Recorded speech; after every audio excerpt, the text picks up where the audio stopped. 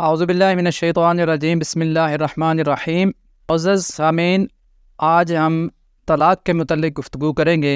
ہمارے معاشرے کا ایک بہت بڑا مسئلہ ہے، عائلی مسائل میں سے صرف طلاق ہی کی وجہ سے بہت سے گھر ٹوٹ جاتے ہیں، اور وجہ صرف اتنی ہوتی ہے کہ طلاق دینے کا صحیح طریقہ نہیں پتہ ہوتا ہے، اور لوگ غصے میں طلاق دے دیتے ہیں اور پھر مسائل پتہ کرتے پوچھتے ہیں مفتیان اکرام سے۔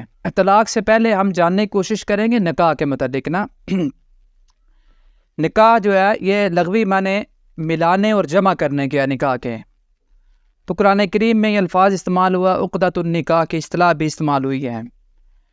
قرآن کریم نے سورہ النساء سورت نمبر 4 آیت نمبر 3 میں کہا فَانْكِحُوا مَا طَابَ لَكُم مِّنَ النِّسَاءِ، ان عورتوں سے نکاح کرو جنہیں تم پسند کرتے ہو، جو تمہیں پسند ہو ان سے نکاح کر لو۔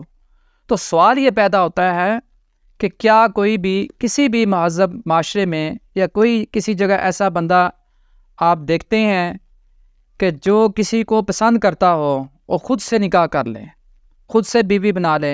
ایسا نہیں ہے۔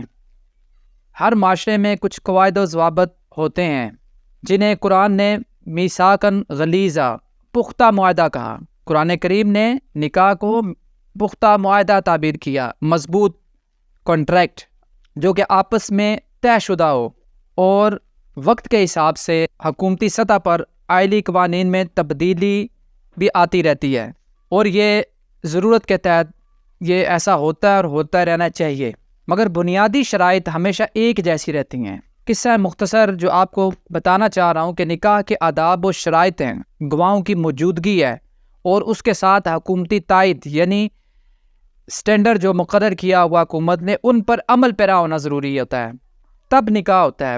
باہمی معاہدہ کا عمل ظہور پذیر ہوتا ہے، آپس میں معاہدے کو ضبط تحریر میں لاتے ہیں اور گواہ مقرر کیے جاتے ہیں۔ تو قرآن کریم میں بھی یہی ہے کہ جب تم آپس میں معاہدہ کرو تو اسے لکھ لو اور 2 عادل گواہ بنا لو۔ یہ اللہ تعالیٰ نے حکم دیا سورہ البقرہ کی آیت نمبر 281 میں۔ اچھا، یہ جو بات بتائی گئی ہے گواہوں کی، یہ آج اسی طرح ہی ہے۔ مروجہ جو نکاح کا طریقہ وہ گواہوں کی موجودگی میں آپس میں معاہدہ کرتے ہیں، دونوں فریقین کے مابین کچھ معاملات طے پاتے ہیں۔ تو اب ایسے کیسے ممکن ہے کہ ایک فریق جب چاہے، جس طرح چاہے، جب دل چاہے اور جب دل بھر جائے، یکسرفہ طور پر وہ دوسرے فریق اور گواہوں کو بتائے بغیر اچانک سے وہ یک طرفہ فیصلہ کر دے، اس معاہدے کو توڑ دے، معاہدے کی خلاف ورزی کر دے؟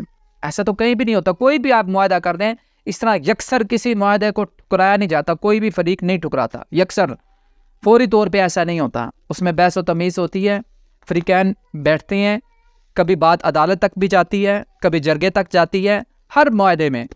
تو یہ جو ہے اس کو قرآن کریم نے میثاقاً غلیظا کہا، پختہ معاہدہ، سب معاہدوں سے مضبوط معاہدہ جو ہے، جس سے صرف 2 زندگیاں نہیں جڑی، 2 خاندان جڑے ہوئے ہیں، اور اس کو ہم نے اتنا کمزور، اتنا ہلکا کر دیا کہ منہ سے کوئی بندہ بکتا ہے کہ طلاق ہے تو طلاق ہو جاتی ہے۔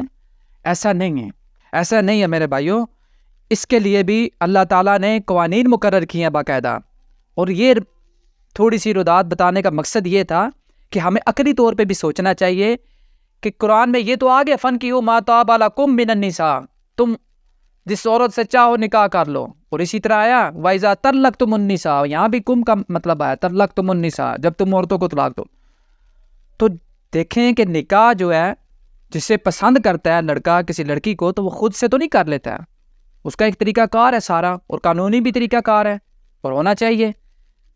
تو اسی طرح میرے بھائی طلاق کا بھی نکاح کی طرح ایک قانونی طریقہ کار باقاعدہ ہونا چاہیے، اور ہے ہمارے قوانین میں بھی، عالی قوانین کے اندر یہ موجود ہے، یہ ایکٹ ہے، ایسی دفعات ہے۔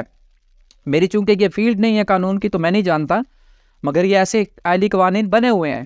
یہ تھوڑی سی میں نے تمہید باندھی تھی نکاح کے متعلق، اور آگے ہم چلیں گے۔ جرگہ جو ہے اس کے بغیر زبردستی علیحدگی کا اعلان نہیں ہوتا۔